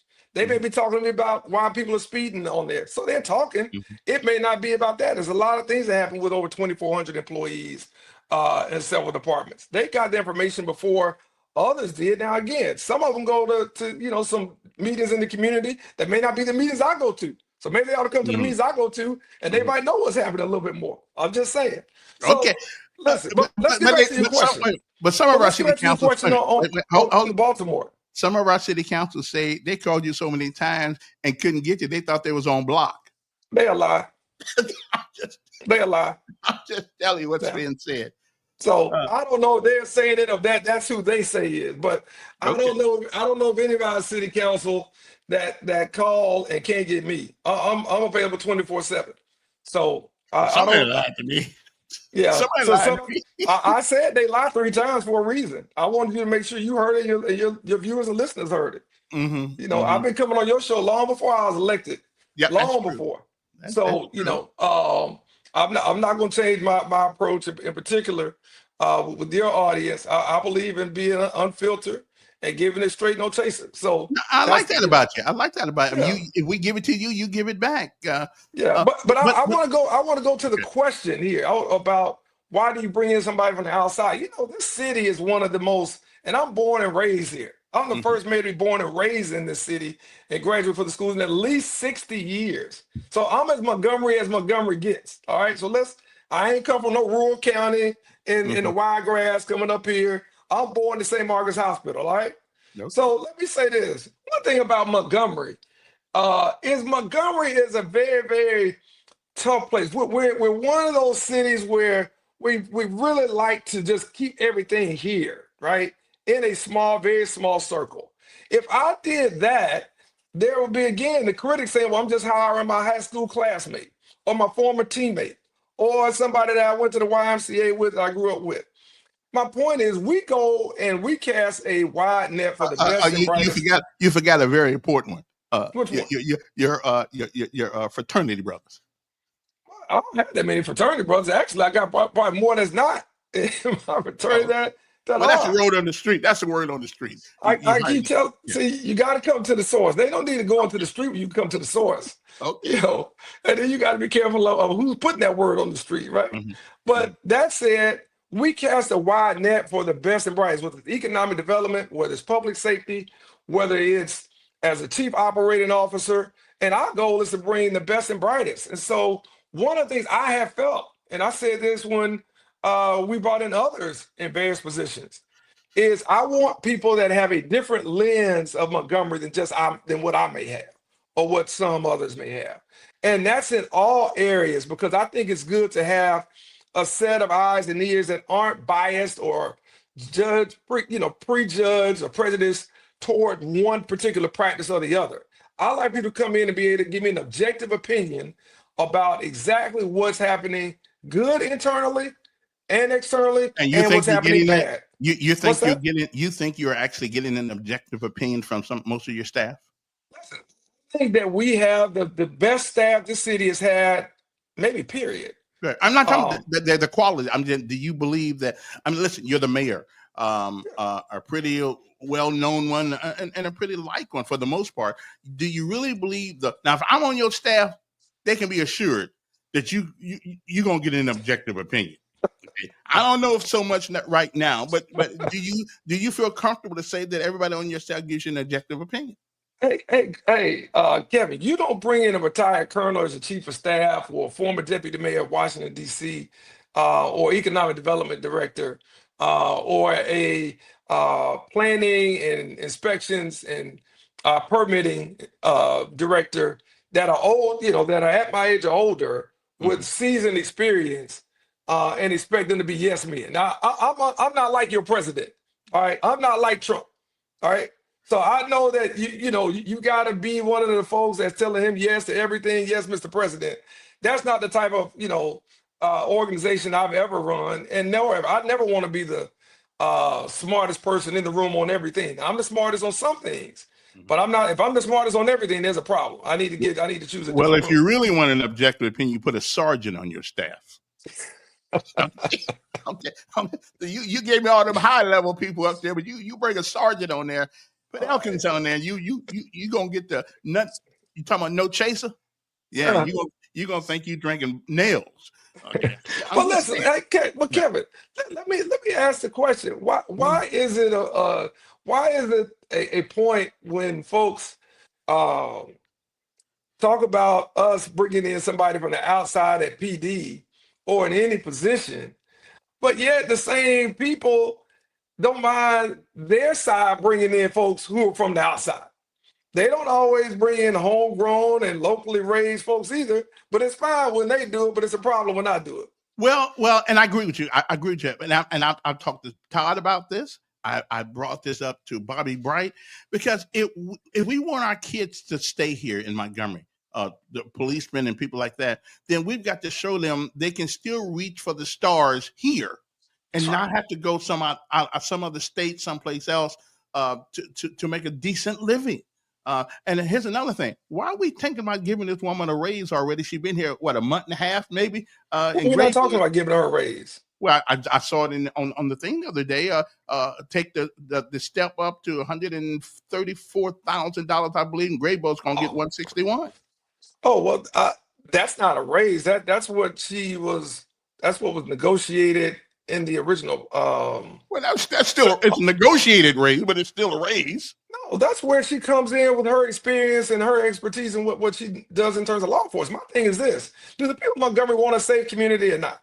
If you want a safe community, I don't care if I got to go to Mars to get somebody. You shouldn't give a damn where they come from, as long as they're providing the knowledge to give us operational But experience and expertise. we want them to prove something to us, though. We Just want coming them here what? paying people. We want them to prove something to us, just to come here and make that kind of money, and you haven't done anything. We don't know what you going to do. Hey, Kevin. I have overproven, and they all make more money than me. So if I don't have an issue with how much money they make, then I don't understand why anybody else does either. And to be honest with you, I think it's really a small town approach, and I really think it's a small minded conversation to have. Listen, when we go to the doctor, do we care how much that doctor gets paid? No. We want that doctor to fix the pain we have or to fix whatever aches us. I don't care what Baptist And or I agree with UAB you. is paying. But he has a proven record, though. She has not proved to us that she deserves that kind of money. She don't have to prove it to y'all. She don't report to y'all. She reports but to we're the paying her, chief though. and hired by me. Well, we're paying you too. Yeah, underpaying me. Yeah, we are. Okay, so let's be clear. But you have you asked for more money? Not yet, but when I saw Mobile's mayor just got, they gave me a different idea. I know they did. A couple of years ago, you had this thing where you didn't really want to arrest people who were panhandling. I've often said you let people go with the small crimes, the big crimes follow. We are seeing a little bit of that in Montgomery now. And I understand you had a nice heart, a big heart, and all that stuff, and that's great. But that kind of attitude lends itself to letting other things go. What say you? Yeah, I totally disagree with that. We don't want to arrest people with mental illness. We don't want to arrest homeless veterans. We don't want to arrest women with children who've been put out. We're trying to get them the help and the support. And to be quite honest with you, I don't think the state of Alabama has done enough in the last 20 years. So that spans Democrat control and Republican control in this area to help those who are suffering from mental illness and who are suffering from things that don't allow them to maintain a stable job or a stable roof over their heads. But that's not the mayor's problem, though. That's not your problem. Your problem is making sure the streets are safe, making sure that when we walk down these streets. I mean, listen, I feel sorry for people with mental illness. Where some days I got some mental illness things of that nature. But that's not the mayor's job to worry about everybody that's sick on the street. The mayor's job is to look out for the well-being of the overall of the city. Community. Right. Correct. So that means people who are in the city, whether we invited them here or not, I think that for us, we've got to make sure that we're focusing on the repeat violent offenders. Now, you want to know where our focus is disrupting the part one crimes and the violent crimes that I know fill your inbox and fill your comment section and everything else. Now, listen, the homeless piece, we're working to, and I think we've done a better job on that. But right now, where do we put them? We don't have enough places right now. But if I went and scooped all of them up, where do we put them? Where would you have us house them, and who would pay for it? Give me that answer. I'm gonna get it. Hey, you on there with the mayor? Hello. Hello. Yeah, you on there with the mayor? Oh, I didn't know that. How you doing, Mayor? I'm doing well. Yourself? Hello. Yeah. Yes, sir. I'm not hearing a response. Talking about you the mayor, or you talking about the mayor this Montgomery, or the mayor of the Airways? It's only one mayor on this call. I don't know who. You talking about you, the mayor? No, I'm talking about Mayor Reed. Yeah. Mayor Reed's on there. He's not saying anything. What I'm saying, I don't hear anything. Okay. From my end. Well, call me back if you can't hear him, because that's who we have a conversation with right now. One other thing that I think that we need to get on you about, and that is, Mr. Mayor, well, I ain't even going to go there right now. You just finished what you were saying. No, go ahead. You're getting older, and this. I don't want you to lose your thought now. Go ahead. We got some time. Well, my problem is that with Tumpka, Millbrook, Tuskegee to a certain extent also, Prattville, why don't they seem to have the issues of crime the way we do? And I realize they're smaller community. I got that part, but you still got, they're still human beings. Yeah. So why does it seem that we have a lot more violence in this city than the city surrounding us? Is it strictly population? I think it's Or no. philosophy? I think it's one, population for sure. I think two, because of the density of the city, a lot of things that lead to crime, take place here. Now, those cities, and I talked to the mayors enough there, that they had their challenges, but they're different type they're bedroom communities, so they don't have the level of activity that we have here. Listen, that's good for them. Um, I'm not wishing for our crime to be somebody else's crime. I wish that we didn't have crime, period. Right. So, it's good for them, but they don't have some of the community challenges that we have, in part because of the people. Do you But think you put if I had any criticism with you whatsoever, it would be this. And again, I like you. You're the only politician my whole life I've ever wrote a check to help their. Okay, it wasn't a big check, but did you write that check? No, wait I a second. did. I did on your first campaign. You're the only person I wrote a Why, check why not to on the second one? because the money was tight. Oh, okay, all right, that's Okay. fine. I Okay. understand that. That happens. That happens. All right. But I didn't know you wrote one. But listen, okay. yeah, you're the only person I ever did to because and again, I still believe in you, but I think you come across as weak often. You don't seem to put a strong veneer out there. So I want you to get on the TV one day, hit the podium, and say, "Listen, cut this crap out in this city." Okay, I mean, you come across as this nice guy, which is cool, but you know what happens to nice guys? They finished last. Exactly. So you need to be a little tough. You need to put a little tougher in there. If not you, someone in your administration needs to come out and say, "I will put a boot in your butt if we don't straighten this up." Well, listen.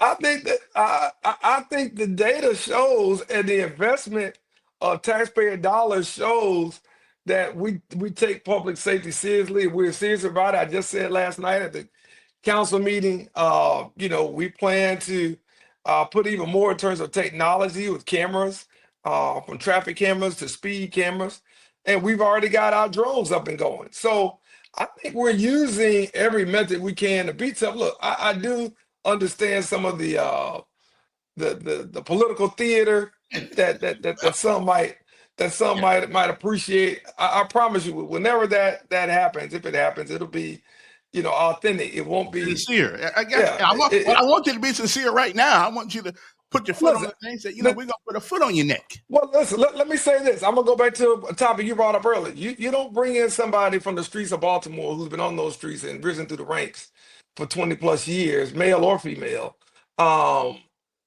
if you don't plan on putting your foot up somebody's behind.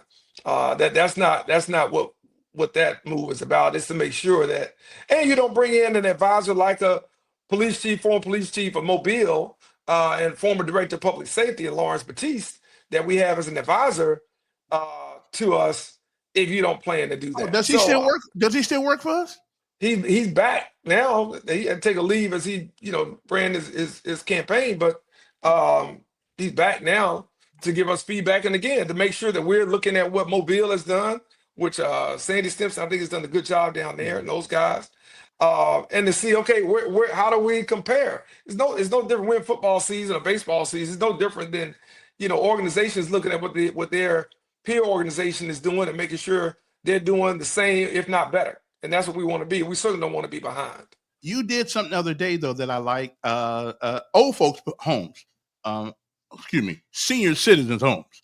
That's right. Get it right. The other day, senior citizens are old folks though, but we don't like that name, old folks, for some reason. I don't mind being called. Better old than cold, so I have a problem with that. But that housing complex over there, where's that located? You were in front of the other day. Park Crossing Boulevard, East Montgomery. Okay. For those who say that we only put those things in certain parts of Montgomery. Okay. Somebody just told me that you are addressing affordable housing. You partner with the Habitat for Humanity and brought in a housing director to address affordable housing. Now, I think it's a great idea. But let me ask you something. That's not going to make me affordable because you say it is. if I don't have the revenue, I agree. the money to get the affordable housing, then it might as well be $1 million. We bringing in some high tech businesses into this city, and to you, I congratulate you for that, because I think you're responsible for that. But what good is that if we don't expect a pursuit of excellence in our education system? You got nothing to do with it, but now, it just, I don't right now. I thought that's why I thought we were going to talk about that. yeah. See, Well, I I thought we don't. were going to talk about that. Well, you can talk about it, because until we do, are we going to be giving a whole lot of people jobs to live outside Montgomery? Yeah, listen, and while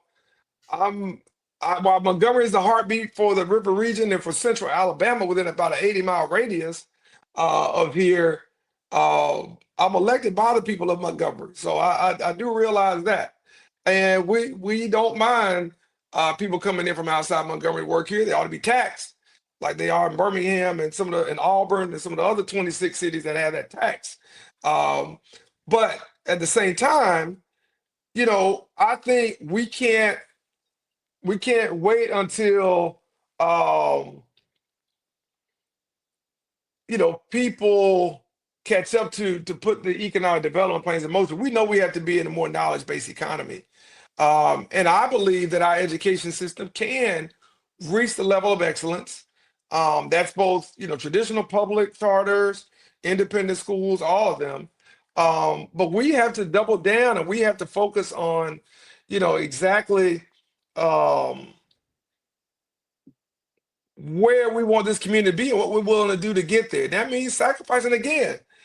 We've got to get the best and the brightest to help us get there. And we can't just be kind of a social club of, false promotions and false accolades, thinking that's going to make us better. So when we're going after high-tech jobs, we're going after more white-collar jobs, along with advanced manufacturing jobs. We do want people in Montgomery, one, to live here, but we also want them to be able to afford to buy a home here, a new home here. And that's all of those things are combined. And we know that public safety and public education, runs together where that's concerned. So that's why we're focused on both of those, because the education outcomes often leads to the public safety issues that we see down the line, whether that's absenteeism, chronic absenteeism, and other issues. And so for us, the standard of excellence does have to return to our education system. I just said yesterday in a private conversation that, it's a lot harder to get the educators that we have when I was coming through MPS now, because there's just a lot more opportunities. No different than policing. There are a lot of more opportunities for somebody to go into a line of work than they existed 30 years ago. And guess what? They don't have to worry about a bullet, being shot over them, being shot at them, or pulling over, an unruly, driver. So we're going to continue to go after the big fish, and we've got some good news coming regarding that. We're going to continue to help our small businesses. We're going to continue to help those that are our small business community. As I was a former small business owner, understand that comprises over 95% of your economy. So we're going to do those things, and we're doing things as it stands right now that we have never done in the city because we didn't have the infrastructure to do it. And so again, when people say, well, we're doing things outside, was because of what we see in Little Rock, Arkansas, what we see in Greensboro, North Carolina, or Richmond, Virginia, that allows us to see, well, man, why are we doing this? Or can we do this? Yes, we can. We just haven't been. So that's helping, and the same has to apply with education.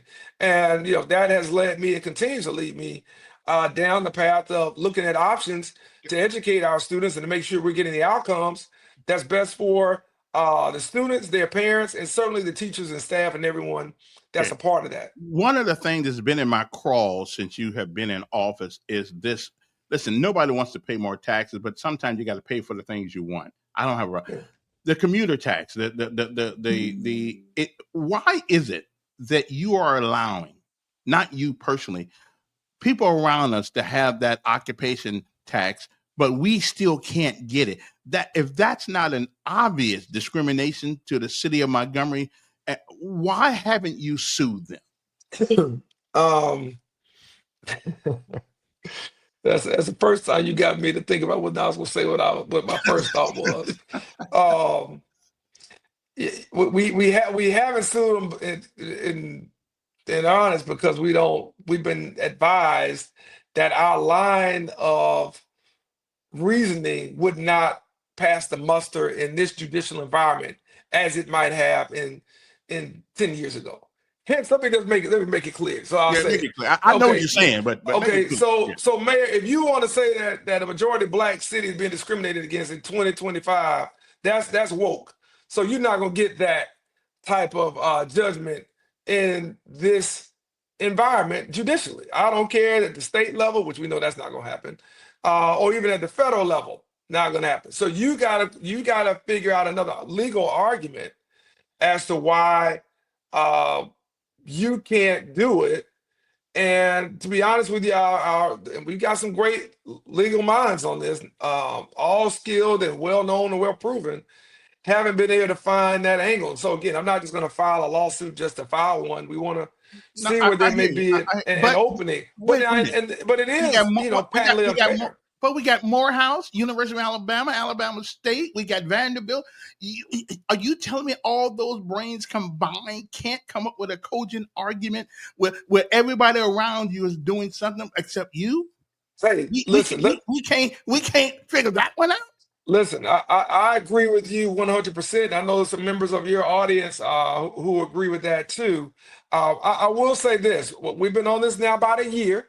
If not really in depth, we were talking about for longer than that, but we've been on it now for about a year, maybe a little bit more. We're at a point to where some have said, "Mayor, you may just have to, put the ball in play and see where it lands." Okay, right. Some have said that. Even some of our council members have said that you may have to just put the ball in play and just let's take our chance because right now we ain't got nothing. So if we do it, and we don't get nothing, we ain't no worse off. So we are at about that point. Summertime was kind of a deciding factor. We're not quite out of summer yet. But no, I do think, and listen, I've talked to the other mayors. I'm a part of the Alabama Big Ten Mayors Association, the 10 largest cities. I know Ron Anders. He is from Montgomery, a near high graduate, has told me what that occupational tax means to them. I've talked to the folks in Birmingham. That's at least 23% of their $600 million budget that they have. And I've talked to mayors in Gaston and other parts of this state too, who said, "Man, we couldn't do things with our police force, our parks and recreation, if we didn't have this." So we are handcuffed, and we do have one arm tied behind our back. And listen, Kevin, I hope that with potentially a new legislature coming in the next year or two, that we can reevaluate it. But in the meantime, I think we may be looking at going to the courts, and maybe that we create, or maybe we find, I won't say we create, maybe we create the opportunity, or we find the lane as we're arguing this that convinces the judges that we should have the opportunity, just like 26 other municipalities in the state of Alabama have. And listen, not just us, other cities, other mayors have come to me and said, "Hey, we want to do the same thing," but when they cut it off for everybody, we didn't see a viable pathway to getting it funded. So again, none of us want to pay more taxes, but I got to tell you, we want to buy things. We want our city to look good. We complain about grass. We complain about policemen. We complain about this.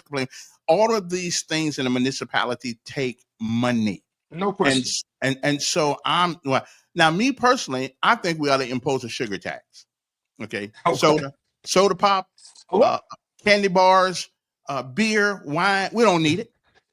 You're going to get me in trouble with the Beverage Association lobbyists. I'm already. Well, I'm going to leave that one alone. But I just think we got to get the money from someplace. One other thing, are the judges in our municipal courts.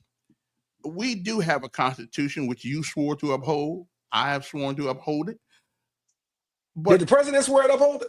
I don't know. Or Trump's his own philosophy, but that's my man. I still voted for him. And given the same people running against him again, I'd vote for him again. I'm gonna come back and interview you on the next podcast about that. But keep going. Yeah, 'cause I will We'll keep it certainly local for right articulate. now. Now, so all the I know you cannot interfere with any judicial rulings or anything like that, but do our judges? I mean, we let people out of jail around here almost as soon as they get in there. Is that a legislative thing where we have to hold you in there? We have to have a certain bail amount of bail, or constitutionally, are we just kind of stuck with what they do? No, let me say this, and I like all of our judges. You know, interact with them quite frequently in different civic organizations, all that stuff. Our judges have to be tougher. Our judges, you asked a question earlier about Prattville and Wetumpka, and I'm going to put it kind of countywide and that sort of thing. I think we overcorrected, and I've said this to local elected officials post George Floyd. I think there may have been some overcorrection, not just judicially, but also in terms of policing. I think that as it relates to the sentencing, we've got to hand down strong sentences. There's got to be a greater level of fear in going into that courtroom. And we've got to hold some of these caregivers and some of these parents accountable. There are things that are happening in this city to teenagers, and we read, well, it happened to a 15-year-old or 14-year-old. And we don't ask the question, well, who's the adult in the house and what did they know? And what are they participating in that led to the 15-year-old and 14-year-old being in this situation? So our judges have to do, I think, have to take a stronger stance. I think we can be stronger in terms of our Department of Youth Services. I think we can be more comprehensive in our juvenile corrections approach here. What I'm being told, Kevin, and listen, this is different when I came in 5 years. You learn a lot, obviously, in that seat. When I came in, I thought we were doing good if we got them, we got to them in maybe 8th or 9th grade, going to high school. I've had countless teachers, countless coaches, countless mentors tell me that, Mayor, you are not only late, you're too late. You have wasted your time if you're doing that. You got to get to them in elementary school. I didn't even say middle school, 6th grade. Elementary school, 4th and 5th grade. And the reason why I say that is because the juvenile, what we're seeing is a lot of these guys that we're arresting, we just got 2 off the street since we've been on this call. They are starting at an early age of 12, 11 sometimes, unfortunately.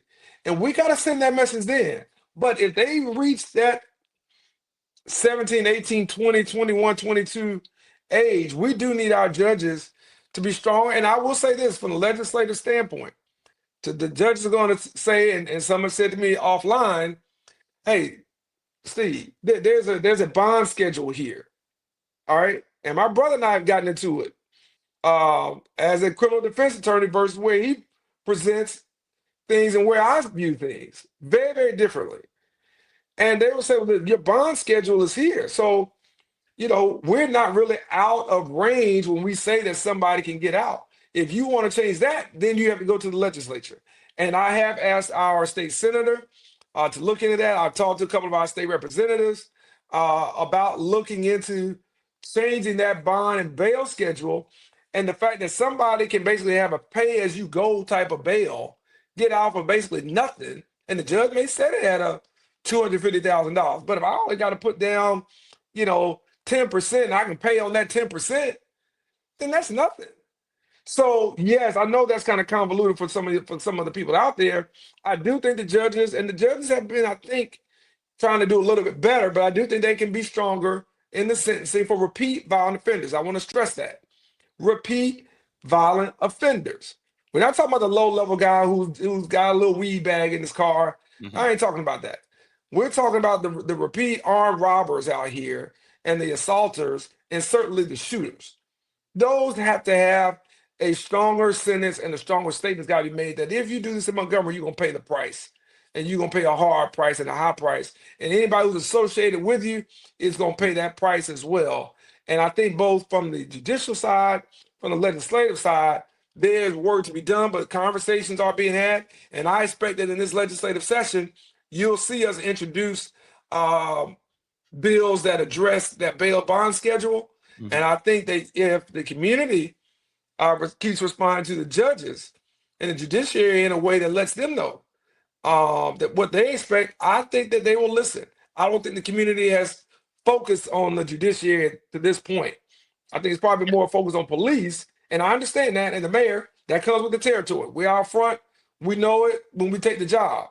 But I do think as we arrest them, as I talked to Chief Great Boys on Monday, as we arrest them, it is a problem for us to come back and rearrest some folks that are out on bail and bond. And these are people who should not be. And we've got recent examples of things that happened this summer that led to that crime spike that we can point out that these are just situations that shouldn't happen. Okay. Now, let me get political for a second here. You mean you weren't political before? No, not really. The rotunda downtown, the merry-go-round downtown with the Black Lives Matter thing on it. Hey, the merry-go-round, you mixing stuff up. The merry-go-round does not have Black Lives Matter. Well, I ain't talking about that. I ain't talking about the Ferris wheel. You talking about the Ferris wheel? Yeah. No. I'm talking about the thing right downtown in the center of town down there. They got the Black Lives Matter thing on the sidewalk. Yeah, on the fountain. Do you believe if somebody wanted to come downtown and put a KKK heritage, it's not the same. Not the same. Well, again, though, I know it's not the same technically, but if somebody wants to voice their opinion of the status of our society right now, that is city property. You had said when you did it that it was going to come off. Now I find out that the paint that's on there is not necessarily paint that you can just wash off. I didn't give you a timeline. Okay. Well, you didn't. No, you didn't give. But do you think it's right? Yes, I think it's right. Okay. I think it's more. I think it's more than right. I think it's important that we allow the artists in our community and the activists in our community to express themselves. I want us to be clear about something because this seems to be forgotten. It was forgotten when I was talking to some folks during the re-election. We're the only city that didn't have a major incident post George Floyd in this state. We didn't fire a bullet, rubber, or real in this city.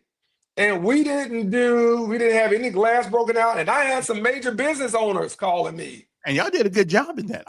Great job. Yeah, great job, PD. Great job, the community. Everybody involved.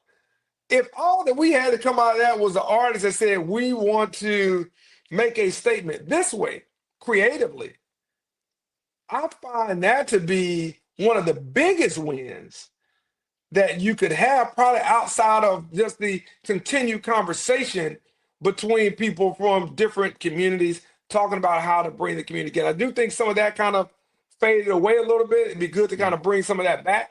I think the issue, Mayor, though, that it's city property, and that's the issue that some people are complaining. Put a mural up like we did over there on Commerce Street right there. That's fine. The Nat King Cole thing over there on Bell Road, that's fine. But the downtown city property, that's what the issue is, and that's what some people are complaining about. Well, listen, I've been trying to put a Great American Defense Community award down there on Tallapoosa and Commerce Street for the last 2-3 years. I still can't get my city employees to do it. Maybe I should have asked the artists to do that.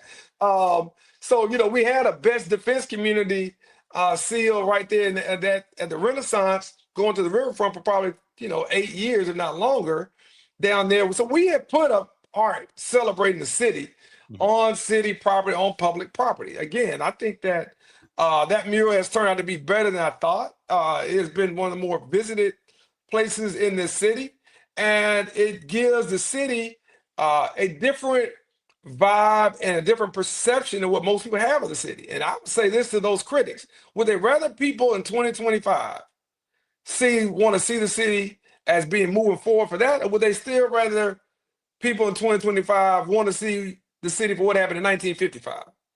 I would rather, and I think the majority of the residents here want people to view the city as we are now, where we're going, and not where one of our worst chapters in our existence was. Right. And so our creative community, our artists are great. They got some other ideas that are on public property. It's called street art. And so we just have been a little bit slower than some of that transition. But our goal is to spruce up black asphalt and to improve, brick, edifices in the city all across, and to take that out so that people have a sense of neighborhood pride and belonging and community. And listen, I imagine that there will be some statues and things that are around here that, again, not everybody agrees with, but that were put up at one time or another. But I think the mural has been a value add and certainly not Well, somebody just something asked, to take away. can they put up a Confederate flag with a BLM painting it? Hell no. Did I say that quick enough and strong enough? Listen, one more thing before we let you go. No. And keep in mind that is city property. Yeah. So for somebody who wants to try that. Yeah. The Whitewater Park, I love it. I think it has potential for us. Do you still stand behind it? Yeah, it just came up. Hey, Kevin, can I say this? Because again, I think the zoo doesn't make money. We tend to look at the zoo doesn't make money. The museum doesn't make money. We tend to look at everything from the standpoint of profit and loss. That's why I tell people government ain't business and business ain't government. So they're designed for two separate things. And the people here in Alabama about to find out with the billionaire they have in the White House just how different it's going to be. And the food banks have already found out just how different it is when you have somebody who's got a bottom line mentality versus a government mentality. And people here are the last ones who ought to talk about we don't need government. We want the poorest, unhealthiest, least educated states in the nation. And that ain't just black folks. That's black and white and brown. Mm-hmm. So we ought to make sure that we are talking about, what makes money and what doesn't. Whitewater is a value-added investment for the city that just came up yesterday in the economic development discussion, just yesterday. And so again, I would say not only do we need to do more things like that, the big plan, it'd be another mayor that has to do this, is how do we activate the riverfront? That may not make money, but it will draw investment and it will draw the Gen Z and the millennials and Gen Alphas that we want to come, the kids and grandkids that we want to come to the city who want to be in places that have things like that on their river and have outdoor recreation like the trails, like the zoo, and yes, like Whitewater. Listen, it has been a fascinating, interesting conversation with you, Mr. Mayor, and hopefully we'll do this once a month or so. And I was easy on you today. Oh, get that chief one. You must got an Android phone, and now you got stuck. Anyway, we got to go anyway, but we appreciate it. Get a real phone, Mayor. Okay, please get an Apple. Okay, something. And that's kind of. That ain't too good. That ain't a good look at all. We'll be back hopefully on tomorrow. And the mayor, he's in perpetuity right there. And that steel right there. I don't know what happened to him. Oh well. We'll be back tomorrow. Good Lord says the same. Have a great day. Thank you, Mr. Mayor. The Honorable Mayor Stephen Reed of the city of Montgomery. We'll see you when we see you.